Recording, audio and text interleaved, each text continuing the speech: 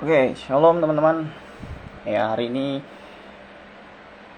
kita mau live ya sama Kak Yemi Mahutape ya. Ya, kita akan ngobrolin banyak hal yang pastinya bakal memberkati kita. Kita akan ngomong eh, undang oke, kita undang Kak Yemi Mah.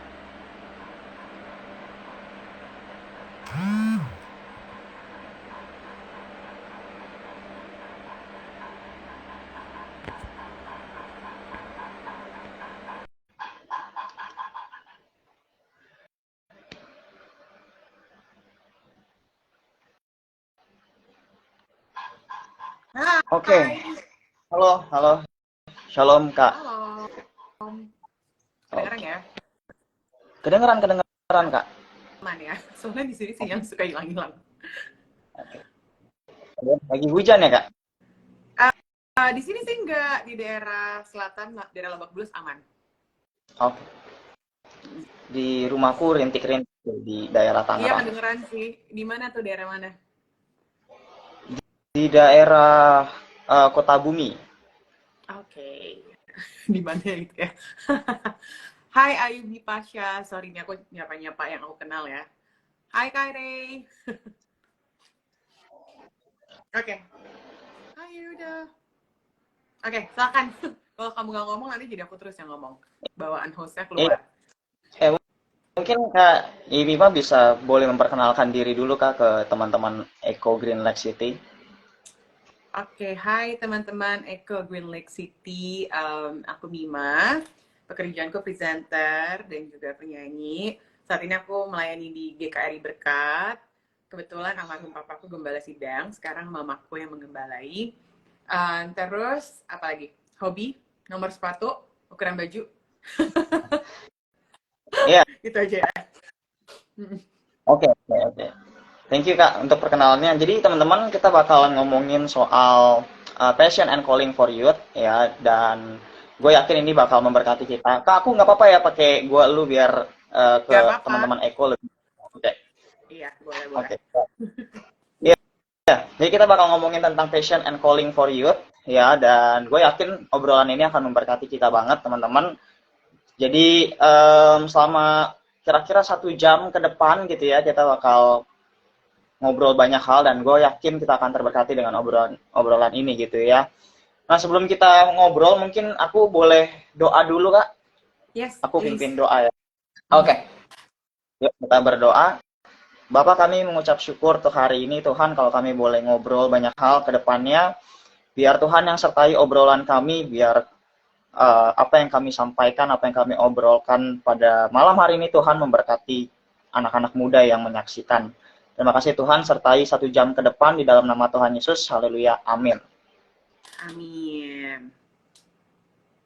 Oke Kak, Yes. mungkin dari Kak Yemi boleh sharing Kak tentang passion and calling for youth. Wih, langsung ya ini ya. Oke, Boleh. apa ya, kalau ngomongin soal passion and calling, banyak orang yang, apalagi anak muda ya, mungkin masih bertanya-tanya apa sih kayak what's my calling gitu. Aku pernah bahas, seringkali orang sibuk cari callingnya gitu, sampai mereka lupa bahwa pertama-tama tuh sebelum kita sibuk cari calling kita, sebenarnya kita sesimpel bangun hubungan sama Tuhan aja. Karena menurut aku calling atau panggilan tuh kadang-kadang nggak harus grande gitu. Kayak misalkan, oh bangun sebuah panti asuhan gitu, bangun sebuah gereja, bangun rumah sakit, nggak selalu kayak gitu. Your calling can be as simple as be a blessing in your family gitu. Your calling can be as simple as bawa perubahan di lingkungan kamu dulu. Jadi nggak harus kayak, oh bawa perubahan buat bangsa kamu. Kayak your calling itu nggak harus something big gitu. Tapi something yang simple. Ada beberapa orang dipanggil menjadi ibu rumah tangga. Ada beberapa orang dipanggil menjadi pekerja seni. Ada beberapa orang dipanggil menjadi pelayan Tuhan full timer. Jadi calling tiap orang tuh beda-beda, dan yang paling penting tuh don't compare your calling to other people's calling. Jangan bandingin panggilan kamu sama panggilan orang lain. Karena menurut aku, the moment kita bandingin panggilan kita sama panggilan orang lain, itu adalah momen dimana kita kehilangan sukacita kita, di momen dimana kita mulai insecure sama panggilan kita, momen dimana kita mulai nggak bersyukur sama apa yang udah Tuhan kasih kita dan panggilan yang udah Tuhan berikan pada kita. Jadi itu sih salah satu motto hidup aku, don't ever compare your calling to other people's calling. Walaupun kadang-kadang kayak ada saatnya kita kayak punya tendensi untuk bandingin diri kita sama orang lain ya. Apalagi mungkin sama sih sebenarnya cewek sama cowok, cuma bedanya mungkin kalau misalkan cowok tuh lebih kayak membandingkan dari achievement-nya gitu. Kalau cewek juga sih kadang-kadang membandingkan prestasi gue sama prestasi dia. Jadi itu yang seringkali apa ya, thief of joy. Aku bilang pencuri sukacita tuh di saat kita bandingin panggilan kita sama panggilan orang lain. Karena menurut aku Tuhan tuh punya panggilan yang spesifik dan berbeda-beda buat masing-masing kita gitu. Karena ada contoh kecil aja ya, kadang-kadang ada beberapa komunitas nih yang mungkin aku nggak bisa jangkau, tapi kamu file bisa jangkau. Kebalikannya ada komunitas yang mungkin orang-orang yang bisa kamu jangkau, orang-orang yang bisa kamu reach out. Tapi mungkin kalau sama aku mereka nggak bisa relate, nggak bisa relevan. Jadi setiap kita punya panggilan yang berbeda-beda. Itu sih menurut aku.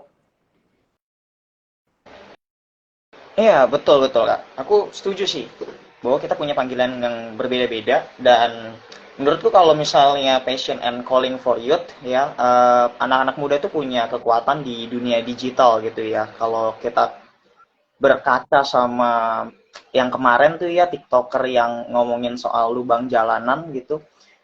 Jalanan yang berlubang maksudnya itu dia ngomong satu bangsa bisa dengerin loh gitu ya. Jadi kita bisa influence orang dengan hal yang bisa kita genggam gitu.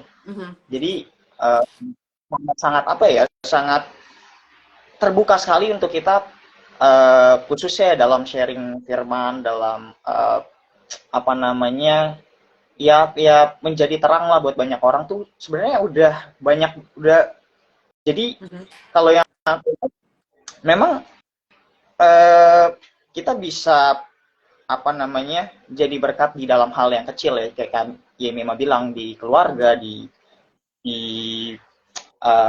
sekolah gitu ya di kampus dan kita bisa ngasih impact yang luar biasa padahal dengan alat yang semua orang bisa gitu ya sosial media ini contohnya kayak yang kita lakukan ini juga jadi satu hal yang satu cara yang bisa kita lakukan juga kan untuk orang-orang uh, apa orang-orang muda seperti kita gitu ini bisa kita lakukan. Oh ya teman-teman kalau misalnya mau tanya boleh di ini ya di apa namanya di kolom komentar bisa nanya jadi bisa sekalian nanya juga boleh ya Kak Yemi Maya. Boleh dong, asal jangan nanya alamat ya. Iya, Oke. ini boleh teman-teman. Ya, jadi sambil ngobrol kita bisa saling nanya gitu ya. Misalnya contoh kita terbuka dengan banyak pertanyaan ya. Misalnya contoh tokoh Alkitab favorit ya kita akan jawab gitu ya. Oke. Soalnya anak-anak Itu menarik muda tuh. tuh iya tokoh anak-anak muda tuh pertanyaannya suka suka kayak gitu Kak. Iya. Random. Simpel-simpel simpel-simpel tapi wajib banget dijawab gitu. Iya. Kalau kayak Mima sendiri, tokoh ya yang menginspirasi kayak Mima untuk melayani siapa Kak? Untuk melayani ya. Sejujurnya ya kalau aku boleh sharing, aku tuh lahir dan besar memang di keluarga yang melayani. Jadi kalau boleh jujur, justru dulu awalnya tuh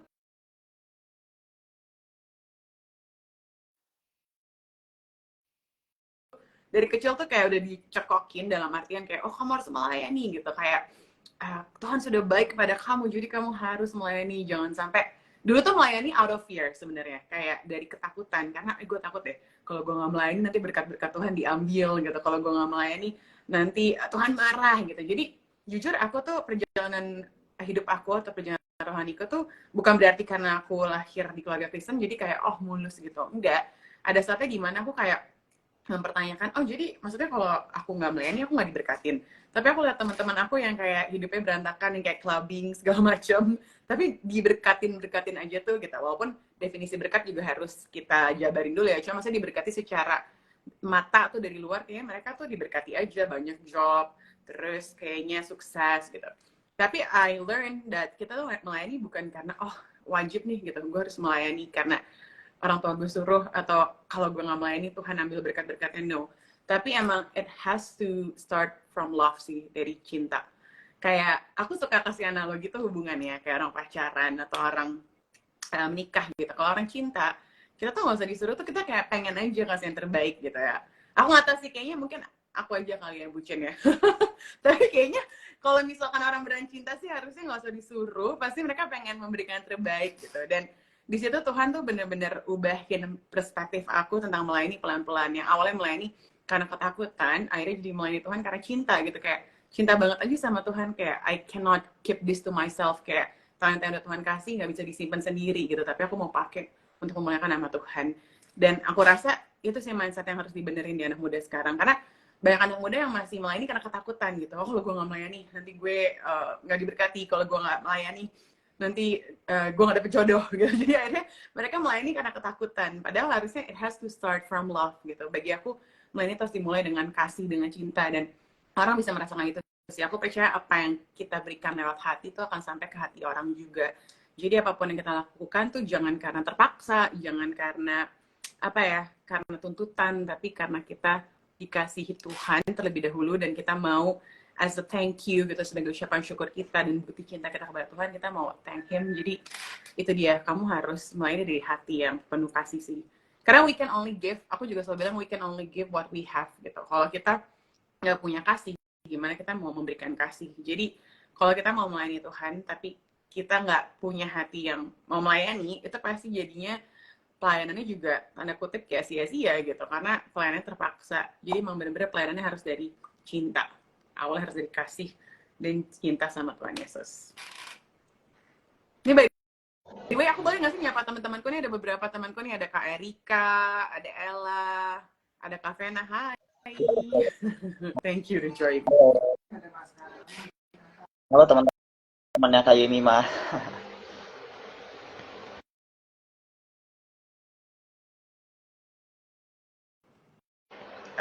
Masih kedengeran nggak suaranya? Masih Kak. Ini malah ada, tadi aku lagi buka ini nih, buka question box-nya. Ya, jadi question box-nya adalah ya? Oh, ada ding. Ya, gimana sih hal sederhana buat anak muda bisa menemukan panggilannya? Iya.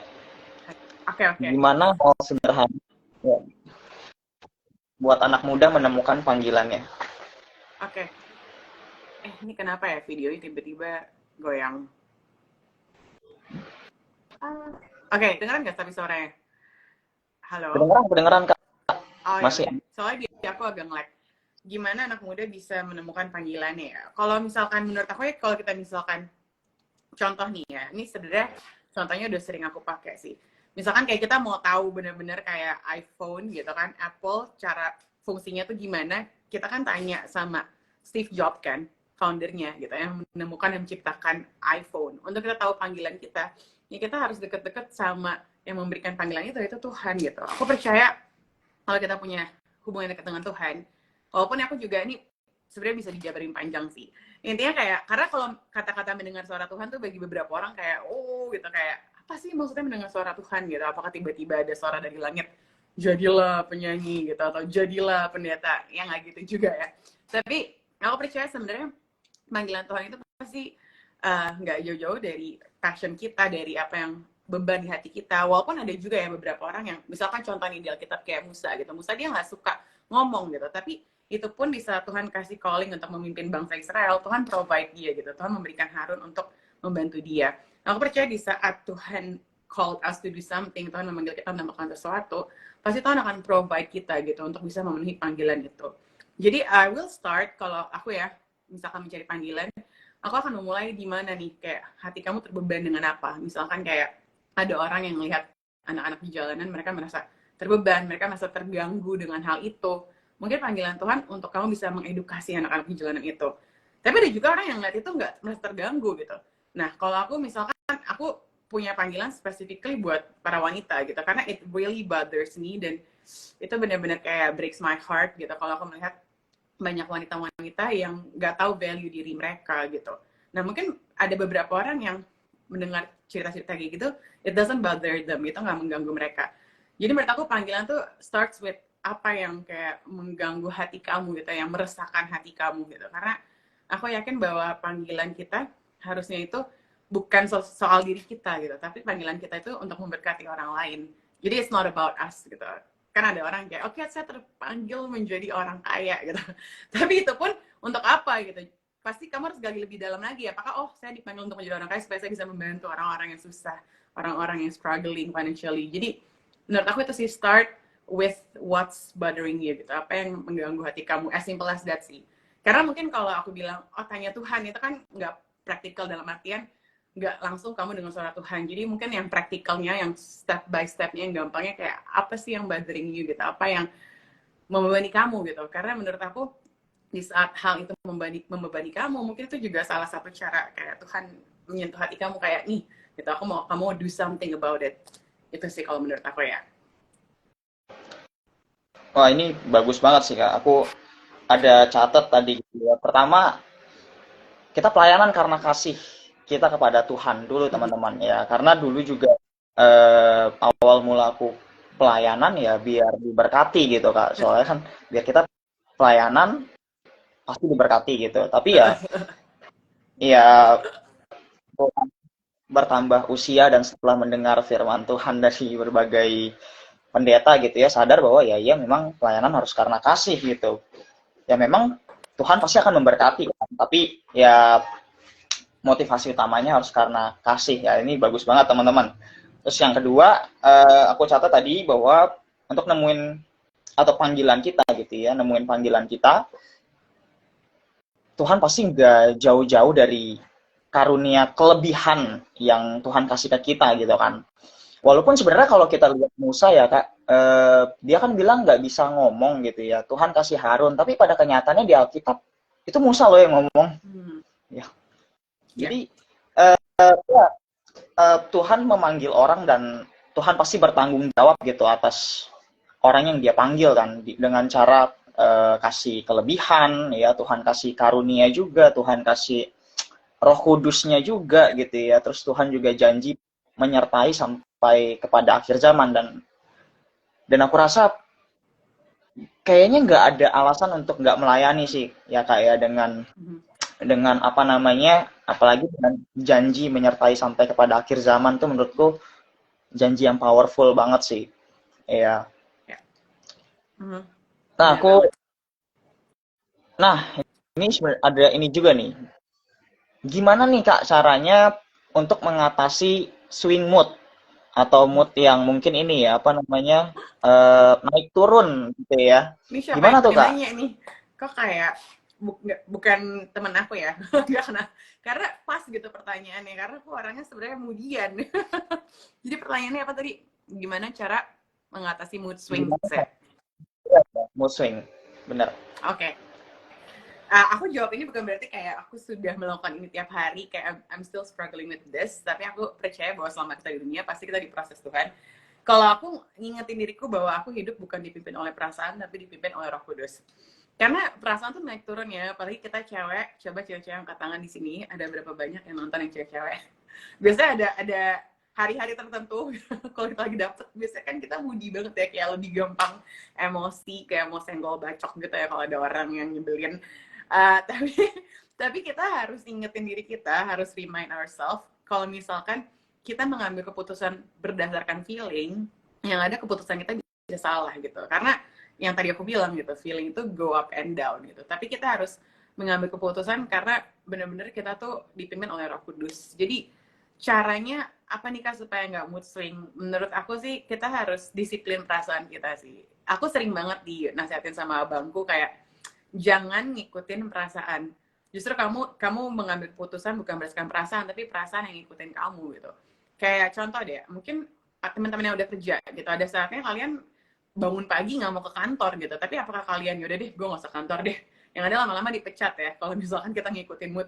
Nah kadang-kadang kita harus paksain kan, kita tetap bangun pagi, kita bangkit dari tempat tidur kita, mandi, siap-siap. Nah lama-lama juga akhirnya yang tadinya kita males, akhirnya perasaan ngikutin, jadi oke, jadi semangat ngantor gitu. Jadi sometimes you have to discipline your feelings sih, jangan diikutin gitu, jangan dikasih makan feelingnya.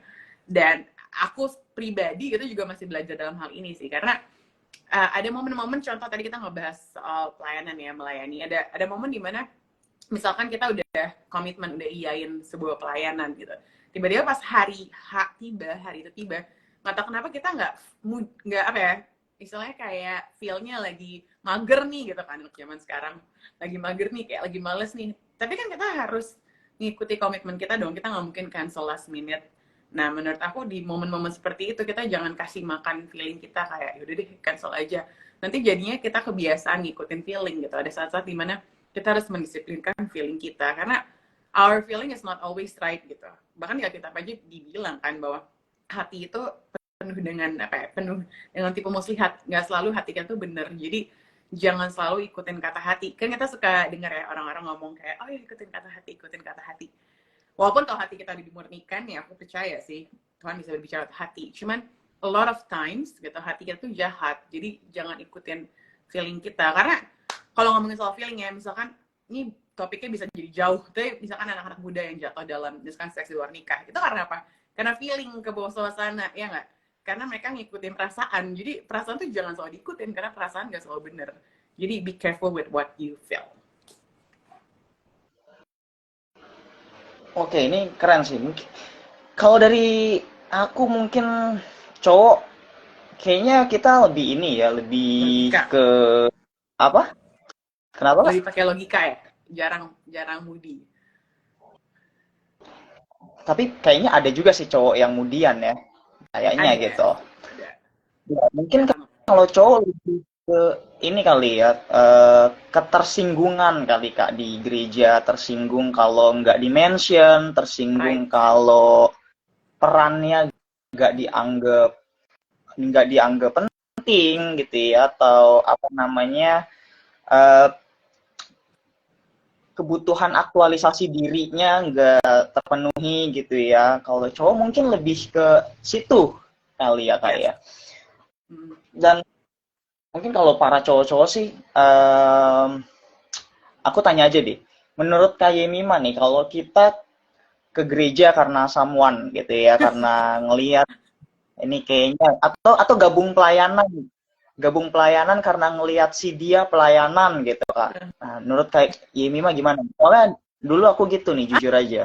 Dulu aku dulu aku Iya, iya, iya. dulu aku pengen jadi akhir supaya bisa nyalamin dia Kak. Wow, Wah, ya, ya lucu ini ya. ada Lucu banget sih.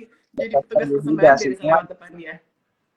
Iya, ini nggak apa-apa lah. Kan ini dulu kok, ini waktu SMP kok. Ya, dulu waktu SMP tuh aku pengen jadi acer karena biar gimana caranya bisa nyalamin dia tapi malu gitu. Ya udah daftar acer gitu. Menurut kayak gini mah gimana nih? Ini kan fenomena anak muda juga. Oke, oke. Ini mungkin berlawanan dari pendapat orang-orang ya. Kalau menurut aku ya, kalau kita naksir orang dan gara-gara rasa naksir itu kayak memotivasi kita untuk melakukan sesuatu yang positif, kenapa enggak? Tapi jangan sampai kita kayak bertahan untuk melakukan sesuatu seterusnya motivasinya karena itu. Karena menurut aku gini loh, kadang-kadang the reason we jump into something gitu, awalnya nih datang misalkan karena si dia. Tapi akhirnya kita encounter God, bertemu Tuhan di situ. Ngerti nggak? Jadi awalnya motivasinya tuh karena cowok ini atau karena cewek ini, tapi malah dari situ kenal Tuhan dan akhirnya kalian punya hubungan pribadi dengan Tuhan. Kenapa enggak gitu? Nah, aku dulu inget banget ya waktu zaman sama SMP, kayaknya SMP atau SMP kelas 1 2 gitu. Aku ada kayak mengagumi lah orang ini, cuy. Nanti orang-orang bertanya lagi, siapa, cuy. Kalian nggak kenal deh kayak. Orang ini pakai bisa kayak main drum, main gitar, kita main piano. Nah, akhirnya gara-gara itu aku belajar drum, belajar piano, belajar gitar. Sampai sekarang masih bisa. Walaupun gak lancar, tapi bisa. Nah, menurut aku kalau awalnya kalian termotivasi dan termotivasi untuk melakukan hal yang baik, kenapa enggak gitu? Karena banyak orang yang misalkan suka orang malah jadi negatif ngelakuinnya. Misalkan, oh nih orang suka clubbing di sini, gue ikut clubbing situ deh setelah ketemu di klub itu. Jangan dong. Kalau misalkan justru orang ini positif, orang ini gereja, orang ini rajin nyatet firman, kan sekarang zaman sekarang kan ada meme tuh kayak okay, what impressed me bukan cowok yang ganteng atau keren atau perempuan yang cantik, tapi perempuan yang nyatet khotbah gitu kan. Nah, kalau gara-gara dia nyatet khotbah kamu jadi pengen nyatet khotbah juga, terus nanti habis itu bisa sharing, why not gitu. Kan menurut aku sesuatu yang memotivasi, sesuatu yang positif itu nggak ada salahnya gitu. Mungkin awalnya reasonnya salah, kesannya reasonnya shallow banget. Apa sih shallow, kayak reasonnya tuh dangkal. Tapi kalau dari situ kalian jadi encounter God, jadi bertemu dengan Tuhan, kenapa enggak gitu. Kayak gara-gara aku ceritanya have a crush gitu, kayak kagum sama orang ini, jadi aku suka banget musik gitu, dan jadi ada pelayanan di musik juga. Jadi kenapa enggak gitu, karena kadang-kadang mungkin reasonnya gitu, awalnya alasannya kayak silly banget gitu ya, kayak konyol. Tapi dari situ kamu bisa bertemu dengan Tuhan dan mengalami Tuhan secara pribadi. Gitu. Oke, Buktinya jadi kamu sekarang melayani bukan karena si dia kan? Buktinya kamu awalnya cuma gara-gara mau ketemu dia, akhirnya sekarang jadi pelayan terus. iya, betul betul. Ya, memang awalnya karena si dia, tapi lama-lama karena si dia, tapi dianya huruf Dia besar semua ya. D-nya Masih gede ya. Tuhan. Yes, Iya, that's good, dianya that's good. ya. Jadi gitu teman-teman ya. Kalau pertama awalnya pelayanan karena si dia, it's okay gitu teman-teman ya. Asalkan di dalam perjalanan itu ada encounter with God gitu ya. Ada perjumpaan pribadi dengan Tuhan yang nantinya akan mengubah mindset kita. Kalau pelayanan bukan lagi karena si dia, tapi karena si dianya Tuhan Itu gitu bagus tuh ya. jadi quote, D-nya huruf gede ya. Oh, boleh Jadi juga nih. awal pelayanan karena si dia, tapi bertahan karena si dia, D-nya capital gitu ya. That's a good quote. Langsung posting abis ini. Nanti jadi live recap, Instagram live recap ya nanti kita buat ya. Oke. Oh ya, sekali lagi buat teman-teman, kalau misalnya mau sambil nanya, boleh banget ya teman-temannya di komentar, di kolom pertanyaan juga boleh ya. Terus welcome juga buat teman-teman yang baru gabung. Kita lagi ngebahas soal passion and calling for youth. Kita udah ngomong banyak tadi ya. Salah satunya adalah Tuhan itu kalau ngasih calling pasti sesuai dengan passion kita atau karunia yang udah Tuhan kasih, kelebihan-kelebihan yang Tuhan kasih. Terus passion juga bisa ditemukan kalau kita ngelihat misalnya contoh kita misalnya kita punya karunia memberi, kita bisa tahu dari mana, kita bisa tahu kalau kita ngelihat ada orang yang butuh pertolongan, hati kita tergerak ya. Itu juga mungkin tuntunan dari Tuhan untuk calling kita, teman-teman. Nah, ini pertanyaan dari aku pribadi nih, Kak. Ya, pertanyaan dari aku pribadi. Kalau misalnya kan Alkitab bilang ini ya apa, biarlah rohmu menyala-nyala dan layanilah Tuhan. Kalau misalnya api kita padam nih Kak, ya amit-amit gitu ya. Misalnya ada anak muda nih apinya padam gitu, dulu dia berapi-api banget terus tiba-tiba padam. Nah, kira-kira solusinya gimana nih Kak? Gitu. Oke. Menurut kamu yang buat api semakin menyala-nyala tuh apa? Mungkin gini Kak, mungkin pertama gimana mungkin cara kita sebagai leaders or sebagai teman, sebagai sahabat untuk meyakinkan dia lagi untuk ayo nih pelayanan lagi. Nah, kalau tadi pertanyaan dari Kak Yemi apa? Apa yang bikin kita semakin Ini sebenarnya pertanyaan retorikal sih. Aku tadi mau menjawab pertanyaan kamu. Kan tadi kamu bilang kalau api udah mulai padam, apa yang harus dilakukan kan? Kayak kalau kita siram minyak gitu kan ke api kan apinya makin ini kan menyebar kan. Nah, sama aja kayak gini deh, kayak handphone gitu. Kalau misalkan handphone baterainya udah turun, yang kamu lakuin apa? Charge kan? Iya, as simple as that gitu. Nah, menurut aku nih, kenapa banyak orang-orang terhilang di pelayanan? Ini menarik nih. Banyak orang sebenarnya pelayanan tuh bukan karena melayani Tuhan, tapi ada masalah dalam hidupnya dan mereka mau menghindar. Ngerti nggak sih? Contoh, mereka di rumah nggak betah gitu, karena orang tuanya berantem mulu. Atau misalkan mereka single, mereka nggak ngapain, mereka bengong terus di rumah, yaudah deh gue melayani aja biar menyibukkan diri. Ngerti nggak? Nah, jadi banyak orang yang sebenarnya terhilang di dalam pelayanan dalam artian begini loh, mereka tuh melayani Tuhan tapi not really have a connection with God atau relationship with God, karena sebenarnya mereka pelayanan cuma untuk menyibukkan diri aja gitu loh. Dan di saat semangatnya udah mulai hilang atau semangatnya udah mulai padam, menurut aku tuh itu kayak semacam baterai gitu, baterai yang udah mulai lowbat dan mereka nggak terhubung, nggak tersambung sama sumber energi itu gitu. Kamu pernah nggak sih nyolokin charger tapi kamu lupa nyalain cetekan itu yang jadi merah, jadi ternyata kecolok tapi nggak nyala dari tadi ininya listriknya. Nah, kita kira dengan kita melayani, kita udah terhubung sama Tuhan, tapi sebenarnya kita nggak benar-benar connect with God, karena kita nggak punya personal relationship with God. And I think that's the reason banyak orang yang apinya hilang atau baterainya lowbat, karena mereka nggak terhubung sama sumber energi itu. That's why aku sering banget ya bilang it's okay to say no sebenarnya. Aku punya teman-teman yang kayak, pelayanannya sibuk banget dari Senin sampai Minggu, itu Senin, Selasa, Rabu, Kamis, Jumat, Sabtu, Minggu. Dan kalau misalkan mereka bisa apa ya, tetap on fire dengan pelayanan sepadat itu, well, good for you gitu. Tapi kalau aku ada saatnya dimana aku say no to something, karena aku tahu aku tipe yang kalau udah main terus, tapi nggak ada waktu pribadi sama Tuhan tuh jadi burn out gitu. Dan aku suka banget, ini aku mengutip kata-kata dari kakak mentorku, Karendi Chandra Dinata, tapi dia kayak lagi nggak nonton karena dia juga ada kebaktian malam ini. Dia pernah bilang ini, kalau orang zaman dulu mereka bilang melayani tanpa batas. Tapi kalau kita harus melayani tahu batas. Kenapa melayani tahu batas? Karena kalau kita tahu batas kita nggak akan berhenti saat kita burn out. Justru sebelum kita berhenti, ngerti nggak sih? Jangan sampai kita berhenti total, tapi kita istirahat. Seperti laguku Tired, aku bilang di lagu itu, it's okay to stop for a while, but don't quit. Stop for a while sama quit beda ya. Sama kayak kita lagi naik mobil, berhenti sebentar. Kayak kalau kita lagi Jakarta ke Bandung, kan berhenti sebentar, tapi kita nggak berhenti total. Kita habis itu jalan lagi gitu. Nah, sama di pelayanan, jangan sampai gara-gara kita nggak ada waktu pribadi sama Tuhan, nggak ada sabbatical, akhirnya kita jadi berhenti total. Jadi, gue nggak mau main sama sekali gitu. Gue keluar dari pelayanan.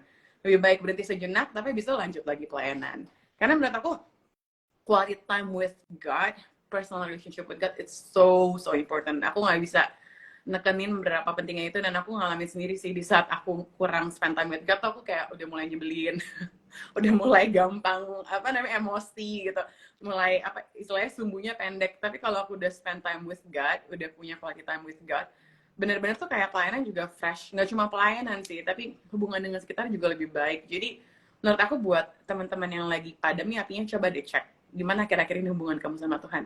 Jangan-jangan kalian pelayanan Senin, Selasa, Rabu, Kamis, Jumat, tapi nggak ada hubungan pribadi dengan Tuhan gitu. Dan I'm not saying hubungan pribadi dengan Tuhan tuh kayak baca renungan tiap pagi gitu.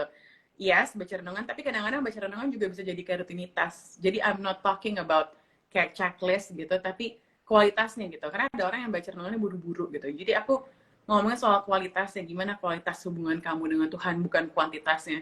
Bukan kayak berapa jam pagi-pagi kamu baca firman, no, tapi kualitasnya gimana gitu. Karena bisa aja 2 jam kita baca firman, tapi penuh dengan distraction gitu. Jadi menurut aku, kalau kita apinya padam atau kita mulai turun nih semangat dalam melayani Tuhan, coba dicek deh. Jangan-jangan akhir-akhir ini hubungan kita sama Tuhan udah mulai kendor. Jangan-jangan charger kita nih nggak kehubung.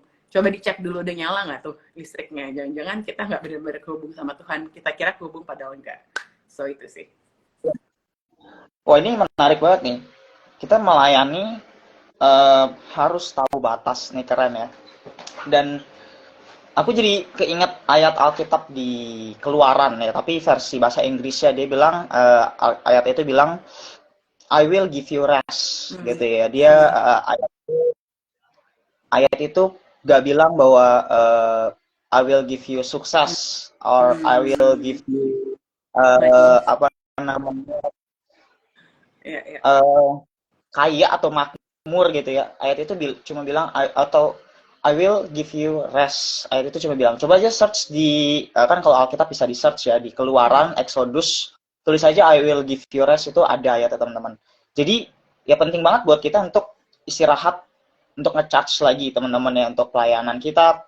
Ya kayak tadi, pelayanan juga harus tahu batas gitu ya. Apalagi Tuhan juga bilang bahwa datang sama saya gitu ya, datanglah kepadaku orang yang letih lesu berbeban berat, aku akan kasih kelegaan gitu. Jadi kalau misalnya burnout bukannya kita kecewa, atau burnout bukannya kita malah lari gitu ya, tapi kalau burnout justru waktunya kita refleksi diri, ini kita udah nyambung lagi nggak nih sama Tuhan, nge-charge lagi nggak gitu ya. Nggak apa-apa istirahat sejenak, karena menurutku Kak, istirahat itu adalah hal yang produktif menurutku. Yeah. Istirahat itu produktif karena ketika kita istirahat, kita ngumpulin tenaga lagi, dan kita bisa balik 10 kali lebih kuat lagi gitu. Jadi istirahat adalah aktivitas produktif, karena dengan istirahat kita bisa nge-charge diri dan kembali lagi dengan tubuh yang lebih kuat gitu ya. Nah, ngomongin soal, sorry aku potong dikit, ngomongin soal istirahat, kan zaman sekarang istilahnya healing ya. Nah, tapi aku selalu bilang, bukan di mana kamu healing, kayak kamu harus liburan dulu, keluar kota, keluar negeri, tapi bersama dengan siapa kamu healing. Aku sering pakai analogi ini. Let's say aku liburan gitu ke luar negeri sama keluargaku, tapi keluargaku berantem mulu nih, keluargaku misalkan toxic, nggak akan healing kan jadinya. Tapi misalkan aku di Jakarta aja gitu, tapi sama orang yang menenangkan, orang yang membuat aku jadi comfort, jadi tenang, jadi healing. Jadi menurut aku tuh healing bukan di mana, tapi bersama dengan siapa. Jadi kamu nggak harus jauh-jauh untuk healing, tapi just spend time with God gitu. Karena saat kamu menghabiskan waktu dengan Tuhan, aku yakin you will find that healing.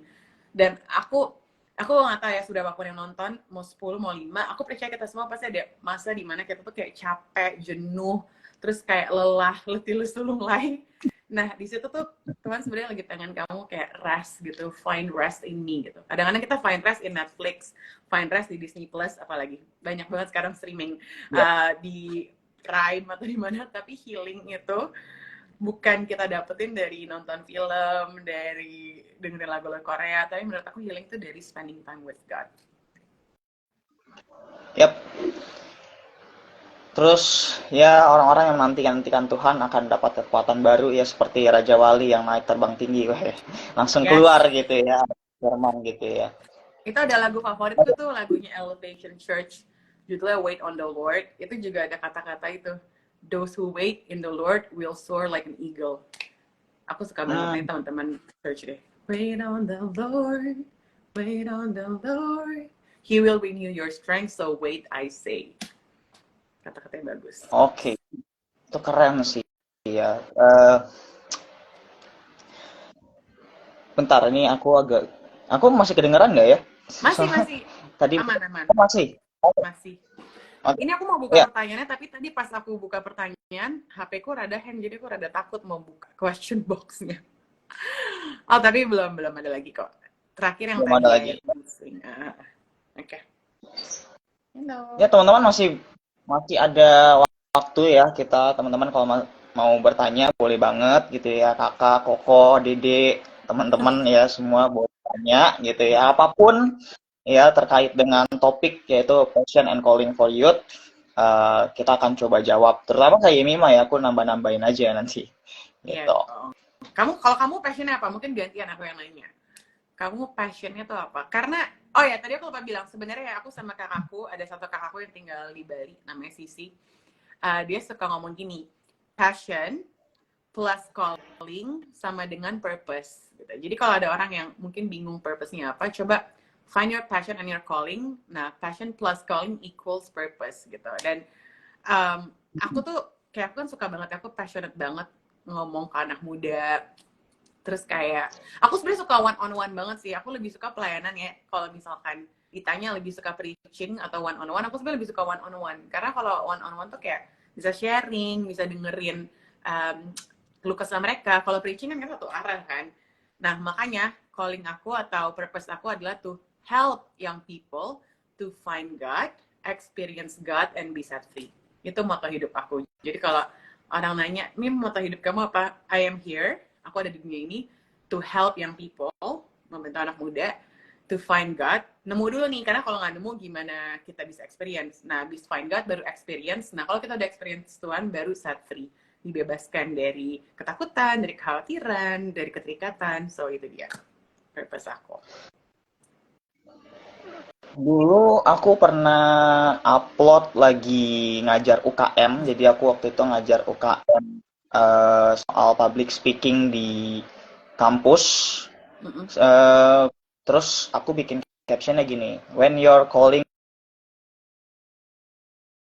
Jadi passionku tuh ngajar sebenarnya, maksudnya kayak sekolah minggu gitu, suka apa namanya, kenapa sih harus Tuhan Yesus gitu, jadi kayak ngajarin kayak gitu ke anak-anak kecil, ke anak-anak remaja, ke anak-anak pemuda juga. Jadi aku tuh lebih ke ini sih, Kak, lebih ke aku tuh suka bikin ini, Kak, apa namanya,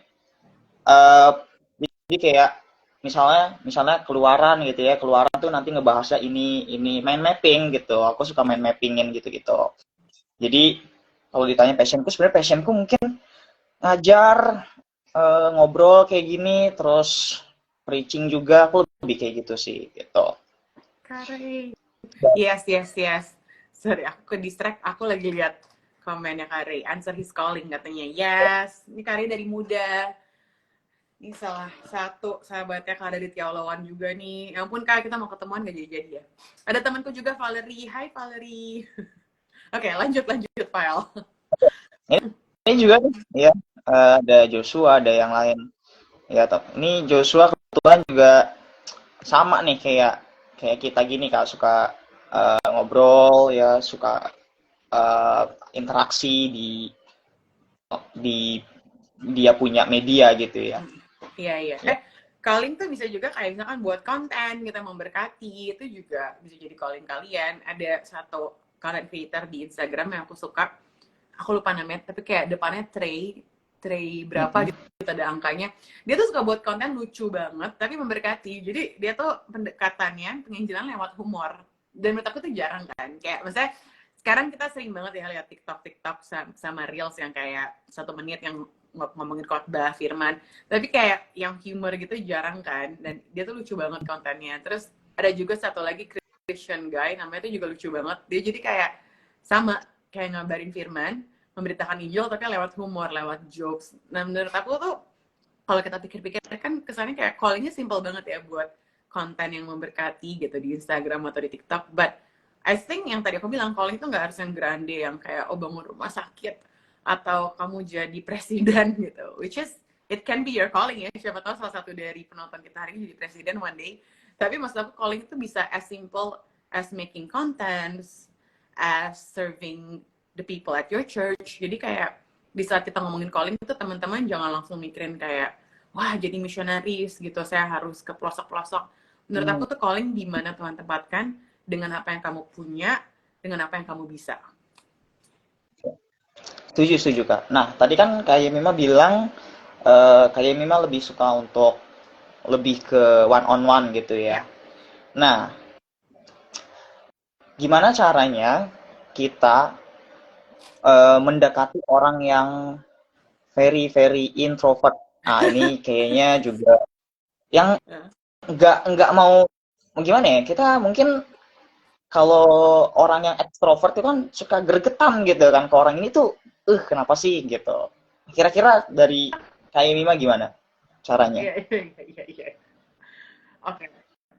Pertama ya, when it comes to one on one kita nggak bisa maksain orangnya. Aku di sini kayak ada mamaku lagi nonton. Hai Tante Julia. Kok tante ya? Mamaku tuh lucu. Mamaku maksudnya selalu maksudnya baik. Dia tuh kayak, oke ada cerita apa nih, ada cerita apa. Gitu. Tapi kalau orang nggak tahu kesannya dia maksa cerita. Padahal karena emang dia juga orang yang extrovert. Tapi satu hal yang aku pelajarin, kita tuh nggak bisa maksa orang cerita gitu. Karena orang akan cerita kalau dia nyaman. Gitu. Makanya bisa kita membangun pertemanan atau membangun hubungan, bangunlah pertemanan dengan tulus gitu, jangan dengan agenda. Pasti kalau kita tulus dan orang itu merasa nyaman, dengan sendirinya orang itu akan terbuka gitu ya. Aku nggak tahu ya, aku pernah share ini sebelumnya atau enggak. Cuman aku kan pekerjaannya nggak cuma di gereja ya, maksudnya nggak cuma dengan teman-teman seiman gitu, tapi aku juga bekerja di dunia entertainment atau di marketplace yang ketemu dengan orang-orang yang berbeda keyakinan gitu, mungkin berbeda latar belakang, terus juga berbeda background, lifestyle gitu. Nah, aku pernah kayak membawakan acara di salah satu brand luxury gitu. Terus nggak tahu kenapa, mungkin pada saat selesai acara kan mingle kan tuh ngobrol-ngobrol. Aku juga lupa awalnya ngobrolin apa gitu ya, ngobrolin kalau nggak salah karena oh dia udah harus cepet-cepet balik karena harus ngerjain tugas kuliah, udah pusing nih, stres gitu kan. Terus dari situ jadi malah ngomongin soal healing gitu kan. Terus aku kayak nggak tahu mulai dari mana, aku kayak bilang, ini aku juga biasanya kalau misalkan stres atau pusing, aku ya spend time with God. Terus dia kayak, spend time with God, maksudnya gimana? Nah, terus dari situ jadi ada conversation about God, dan sampai sekarang kita masih suka chatting, masih suka WhatsAppan gitu, DM ngomongin soal Tuhan. Nah, menurut aku, ya dia nggak mungkin cerita tentang masalahnya dia, atau problemnya dia, kalau dia nggak nyaman dulu gitu loh. Nah, sering kali nih, sorry to say, kadang-kadang kita tuh berteman karena, gue mau ngajakin dia ke gereja. Atau kita berteman, oh nanti gue pengen cerita tentang Yesus. Which is, aku tahu maksudnya baik ya, karena kalau kita ada kabar baik, kan kita suka ngomong kalau kita punya sesuatu yang baik, kita nggak mau simpan buat diri sendiri gitu. Dan the salvation of Christ gitu, bukan sesuatu yang disimpan sendiri memang, tapi menurut aku kita harus berteman dengan tulus dulu gitu, jangan dengan agenda, oh gue mau merubah dia, gue mau supaya dia ke gereja gue. No, no, no. Berteman dengan tulus aja, dan saat kita berteman dengan tulus tuh orang bisa merasakan dan orang dengan sendirinya cerita sih. Dan itu yang aku alami secara pribadi gitu. Kadang-kadang aku suka ngerasa apa ya, banyak teman-temanku yang introvert banget. Bahkan bukan cuma introvert, ada teman-temanku yang sangat unik gitu ya. Kalau misalkan sama orang lain tuh mereka nggak bisa berteman gitu karena karakternya yang unik. Tapi somehow mereka sama aku bisa berteman. Bahkan bukan cuma berteman, tapi menceritakan hal-hal yang dalam gitu loh. Ada satu teman kuliah aku orangnya unik banget gitu, tapi waktu kemarin dia ada kayak masalah keluarga, dia langsung hubungin pertama kali aku gitu. Dan di situ aku ngerasa kayak, wow, emang kalau kita berteman dengan tulus, di saat orang membutuhkan telinga untuk mendengarkan ceritanya, pasti orang akan datang ke kita. Even though mungkin orang itu cari di saat ada masalah aja, jangan berpikiran, gue dicari cuma saat dibutuhkan. That's good dong. Berarti kamu berfungsi gitu. Kalau di saat dibutuhin mereka nggak cari kamu, berarti kamu nggak berguna, kasarnya gitu. Jadi kalau kita masih dicari, walaupun kesannya pas lagi seneng aja nggak nyari gue, pas susah nyari gue. Tapi it's good gitu, karena aku juga ngalamin itu gitu. Sering banget kayak di saat orang misalkan kenal sama aku, tiba-tiba setelah sekian lama nggak ketemu lagi gara-gara mereka ada masalah, terus mereka keinget aku karena obrolan yang pernah kita punya di awal-awal kita kenal. Jadi aku senang sih di saat orang misalkan ada masalah terus orang ingatnya kayak, oh ya cerita ke Mima, berarti mereka nyaman gitu. Makanya buat teman-teman yang mungkin punya panggilan yang sama atau mau juga jadi pendengar yang baik dan mau bisa menolong orang gitu secara one on one, menurut aku pertama-tama tuh jangan punya agenda tapi berteman dengan tulus aja gitu. Kayak ya be kind to everyone karena kita nggak pernah tahu what they're going through. Iya, menarik sih. Aku tadi catat kita orang tuh bisa cerita kalau udah nyaman gitu ya. Dan hal yang nyaman atau kenyamanan bisa didapat kalau kita bangun hubungan dengan tulus gitu teman-teman. Terus ini ada dari Kak Ray. Kak Ray bilang mau tambahin aja. Calling itu harus tahu siapa yang memanggil dan siapa yang dipanggil, dan yang pasti Tuhan. Ini yang pasti T. Terus kepotong kayaknya nggak muat ya ininya ya kolom ini. Yeah. Yang Thank you pasti Kak T gitu. Senang dia station terus. Dia ada kakakku juga yang tadi aku sebutin, Kak Sisi. Dia juga salah satu orang yang aku kagumin karena dia melakukan callingnya, yaitu melayani anak-anak kecil. Kamu harus dengerin juga kesaksiannya, dia luar biasa banget.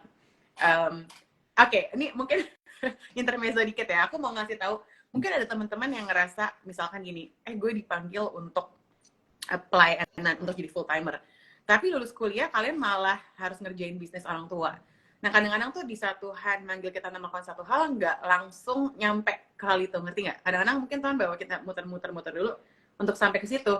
Tapi sebenarnya nggak muter-muter, sebenarnya jalan yang berlika-liku atau berkeok-keok itu memperlengkapi kita untuk sampai ke sini.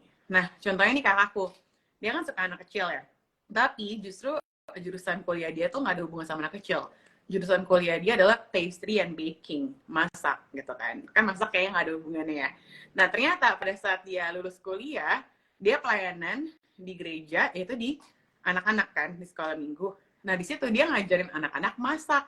Ternyata banyak peminatnya gitu, banyak anak-anak yang suka masak. Akhirnya sekarang dia buka workshop, dia ngajar masak buat anak-anak. Yang tadinya kita kira nggak ada hubungan, apa hubungannya masak sama anak-anak?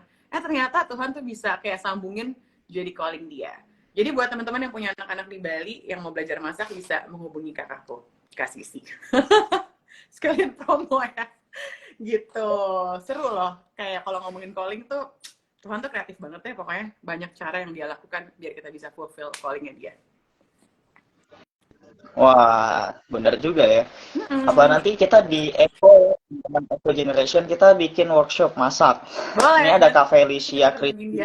Ke Jakarta. Felicia Kristi juga bisa masak nih ya, dan boleh juga ya teman kakaknya Kak Yemima.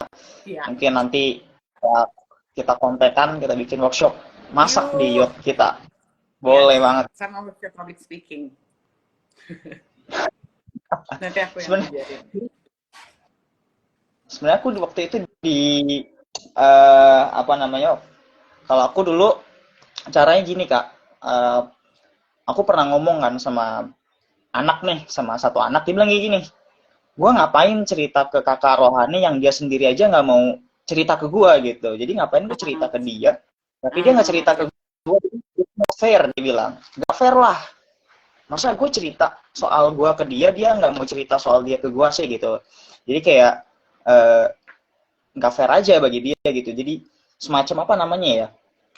eh Dia ngerasa itu bukan hubungan namanya kalau yang cerita dia doang, tapi si kakak ini nggak mau cerita ke dia lah, kira-kira kayak gitu. Kalau tanggapan Kak Yunima tuh gimana tuh kalau ada anak yang seperti itu? Iya, iya.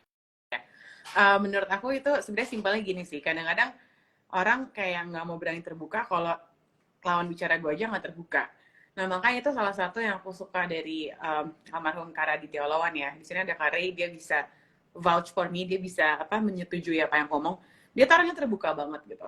Kayak dia struggling dengan apa, belum bisa bayar kontrakan, atau apa, dia tuh terbuka gitu. Dan karena dia terbuka, akhirnya orang lain juga nyaman untuk terbuka. Nah, menurut aku nih, untuk para leaders, salah satu kesalahan leaders adalah mereka merasa mereka harus tampil sempurna. Aku punya teman yang kayak susah banget untuk sharing struggle-nya gitu. Kayak dia harus kelihatan sempurna gitu. Padahal as leaders, we're also human gitu loh. Ya bukan berarti kita juga curhat di social media, no. Tapi it's okay untuk kelihatan gak sempurna. It's okay untuk terbuka di saat kita struggle with something. Kayak aku suka sharing, ya nih gue orangnya Mudian, gue orangnya Philly, but I wanna learn and I wanna be victorious in this area gitu. Nah, menurut aku ya wajar sih kalau misalkan orang nggak nyaman terbuka karena misalkan lawan bicara kita tuh kayak kesannya sempurna banget, jadi kitanya kan kayak merasa insecure, kayak gue sharing masalah gue tapi yang gue ajak bicara kayak nggak bisa relate nih gitu. Pernah nggak sih misalkan kamu lagi sharing, iya nih gue nggak sabaran, gue tadi lost control, terus kayak lawan bicara malah ngomong, oh gue nggak pernah gitu sih, kalau gue selalu sabar, jadi ya gue nggak tahu ya gimana bisa relate. Pasti kita jadi males kan mau cerita lagi karena ya ampun nih orang kayak sempurna banget, kayak dia nggak bisa kasih masukan karena dia nggak pernah struggle di area itu. Nah, menurut aku mungkin esensinya kenapa kita harus terbuka sebenarnya bukan untuk kayak menjelek-jelekan diri kita sih, cuman di saat kita mau connect with somebody gitu, kita mau relate sama orang lain, memang harus ada keterbukaan gitu loh, supaya orang bisa relate sama kita. Dan aku pernah sharing ini ya, aku pernah kesaksian di suatu tempat gitu ya. Udah lama banget, aku lupa bahkan aku pernah kesaksian ini gitu. Aku kesaksian gimana aku melewati masa-masa di saat aku baru putus gitu, waktu baru break up gitu dari pasangan aku karena long distance relationship. Nah, terus beberapa tahun kemudian gitu, ada orang ini hubungin aku gitu. Emang aku kenal orangnya, cuma udah lama gak ngobrol. Orang ini hubungin aku, terus dia bilang, Mim, gue pernah dengar kesaksian lo waktu lo habis putus itu. Boleh gak sih lo kayak sharing lagi sama gue untuk nguatin gue? Malah aku udah lupa aku pernah kesaksian itu. Ternyata apa yang aku saksiin, apa yang aku bagiin itu bisa jadi berkat bagi orang lain gitu. Kadang-kadang kita kira jadi berkat tuh cerita yang bagus-bagus aja, tapi ternyata cerita yang menyedihkan atau cerita yang struggling gitu, cerita yang merupakan masa-masa sulit dari kehidupan kita tuh bisa memberkati orang lain juga. Bayangin kalau aku nggak cerita soal bagian kehidupanku yang itu, mungkin orang ini nggak akan hubungin aku karena to begin with dia nggak tahu kalau aku pernah struggle di area ini. Jadi jangan takut untuk terbuka sih, karena menurut aku kita tuh nggak usah takut kelihatan nggak sempurna, karena memang kita semua nggak sempurna gitu. Aku pun nggak sempurna. Yang kamu lihat di social media tuh nggak seperti keadaan yang sebenarnya. Orang kan pasti kalau post di social media ya yang bagus-bagus aja gitu. Nggak mungkin dia post yang jelek-jelek atau yang sedih-sedih. Makanya aku selalu bilang jangan pernah bandingin trailer hidup orang dengan behind the scene kita gitu. Karena kan kalau behind the scene itu kan berantakan pastinya kan. Tapi kalau trailer kan cuma yang bagus-bagusnya doang. Nah, jangan pernah bandingin itu trailer hidup orang sama behind the scene kita. Pokoknya just be yourself apa adanya, tapi at the same time di saat kita apa adanya, kita juga harus jadi kekuatan buat orang lain. Maksudnya jangan sampai kayak oke, lo sedih, ya udah sedih aja terus, nggak. Kalau bisa kita juga memberikan solusi gitu dengan cara apa yang kita alamin, apa yang kita lewatin, kita bagiin ke mereka gitu. Seperti dalam kasus aku, ya aku bisa ngelewatin darkest times atau hard times in my life ya karena God, only karena Tuhan sih. Karena Tuhan yang benar-benar memberikan kekuatan gitu. Di saat kita berputus atau lagi putus, kadang-kadang kita curhat ke orang karena kita mau dengar kata-kata yang enak. Tapi kadang-kadang kata-kata yang diberikan kita nggak selalu kata-kata yang ingin kita dengerin, ya nggak sih? Tapi sama kalau kita curhat ke Tuhan, Tuhan tuh kayak kasih kekuatan dan kasih comfort yang kita nggak bisa describe dengan kata-kata. Somehow tuh kayak kita dapat kekuatan yang everlasting gitu. Dan at that time tuh aku benar-benar kayak ngerasain gitu, kayak Tuhan ngomong langsung gitu kayak you are my lovely child and I want the best for you gitu. Dan di situ aku belajar kayak ini kalau misalkan ngomongin relationship, we cannot get the right one if we don't let go of the wrong ones. Jadi buat teman-teman yang lagi nonton ini, aku percaya Tuhan juga bicara sama kamu. Mungkin some of you ada di dalam hubungan yang salah, hubungan yang toxic. Well, it's time to let go. Karena gimana Tuhan bisa kasih yang tepat kalau kamu nggak let go of the wrong ones. So, semangat. Oke, wow ini ada ada apa ya, ada pendeta favoritku juga nih, ada Prof. Joas Adi Prasetya. Wow, Salam such an hormat, honor Prof. ditonton oleh Prof. Joas. Ya, aku Iya. followers beliau juga. Ya, itu keren banget. Ya, halo Lufern. Ya. Ini ada yang WA aku nih. Apa tuh? Ada yang bilang kayak gini. Sebenarnya mungkin apa ya, katanya sih gini ya, tolong tanyain, cewek kan punya insecure nih, Ya. gimana cara kita keluar dari itu gitu katanya. Gimana kita keluar dari insecurity kita? Iya. Know who you are in Christ. Ingat dan ketahuilah siapa diri kamu dalam Yesus. Nah, aku pernah kasih contoh. Aku tuh suka nonton film. Aku nggak tahu di sini siapa yang suka nonton film, tapi aku suka banget Marvel. Jadi buat yang suka Marvel dan mau ngajakin nonton, ayo kita nobar bareng. Kemarin aku udah nonton Guardian of Galaxy. Nah, sebelumnya ada yang nonton Captain Marvel nggak? Nah, ada satu scene di mana dia kayak lagi, aku nggak tahu ya teman-teman yang nonton bisa bayangin atau enggak, teman-teman yang nggak nonton maksudnya. Tapi ada satu scene di mana kayak dia udah mau kalah, tapi tiba-tiba dia ingat siapa dia dari dia lahir, dari dia masih kecil sampai dia dapat power itu, terus dia ingat pas dia dapat memori itu, tiba-tiba kekuatannya jadi double. Nah, seringkali tuh kita kayak gitu. Kalau kita lupa siapa diri kita jadi insecure, jadi overthinking. Tapi pada saat kita tahu siapa kita dalam Tuhan, kita jadi bisa maksimal dalam apa yang kita lakukan gitu. Kita bisa percaya diri bukan karena siapa saya, tapi siapa yang memiliki saya, yaitu Tuhan. Dan aku tuh sering banget sih, maksudnya mengalami ini gitu. Di saat aku lupa sama diri aku gitu, siapa yang memiliki aku itu Tuhan, jadi insecure gitu. Tapi when I remember who I am, I'm the child of the Most High God. Gila, keren banget, gue anak dari raja di atas segala raja. Why should I be insecure gitu? Kenapa gue harus insecure? Gila, yang dapet gue beruntung banget gitu. Jadi jangan sampai ada teman-teman yang mau ditipu sama iblis. Karena iblis tuh nggak bisa nyakitin Tuhan kan, secara dia Tuhan. Nah, cara dia nyakitin Tuhan gimana? Ya dengan dia menyakiti anaknya, membuat anaknya insecure, membuat anaknya nggak pede. Karena di saat kita nggak pede dan kita insecure sama diri kita, sebenarnya Tuhan juga sedih kan. Nah, di situ caranya iblis tuh kayak menyakiti Tuhan di saat dia tuh membuat kita lupa sama identitas kita. Karena bayangin deh, kalau misalkan kita punya anak, terus anak kita bilang ke kita, aduh, mah, pak, aku jelek deh, aku nggak berharga deh. Kayak kalau dulu aku suka ngomong ke mamaku, mah, aku cantik gak sih? Mamaku kayak langsung, kok kamu bisa ngomong gitu sih? Gitu. Kayak mamaku langsung sedih, nah apalagi Tuhan, bisa kita meragukan diri kita, Tuhan kayak, sedih, anakku kenapa kamu meragukan diri kamu? I created you, gitu, I made you into my being. Jadi, jangan sampai kita ketipu sama triknya iblis, langsung ingetin tuh, oh ya ini caranya iblis untuk buat gue insecure supaya gue meragukan kemampuan gue. Langsung balikin lagi pikiran kamu ke Tuhan. Jadi remind yourself who you are in Christ. Itu caranya. Wih, ini keren banget nih. Ya, ini nggak kerasa kita udah. Sorry, Kenapa? Kak Marsha teman Miss Indonesia aku, Kak Marsha Pikal. Dia Miss mewakili Maluku Utara. Hai Kak. Oke, lanjut. Oke. Ya, ini ada tolong promosikan KKR Eco Youth. Oke. Ya, jadi Eco Generation tanggal 17 Juni kita ada KKR di gereja di lantai 1 ya, buat teman-teman Eko dan buat teman-teman yang kayak Mima yang mau datang ke GB Ecclesia Green Lake City di tanggal 17 Juni 2023 jam 6 sore sampai dengan selesai kita ada KKR bersama dengan Pastor Christopher Tapeheru gitu ya. Udah ya. Ya, udah ya yang WA saya sudah saya sampaikan. Thank you. Ya. Kok di WA sih ngomongnya, kenapa nggak komen di sini aja? Nggak tahu nih Kak. Ya. Thank you banget loh yang stay tune dari tadi. Kak anak muda Kak Andre, terima kasih. Anak muda tuh suka ada kolom komentar milih chat WhatsApp, saya juga bingung tuh gimana sih ini. Ya, padahal ada kolom komentar tapi pilih. Iya. Ya. sama kayak orang PDKT tapi cuma like foto doang ya, nggak berani aja ketemu loh. Bercanda biar nggak kaku amat. Terus Iya.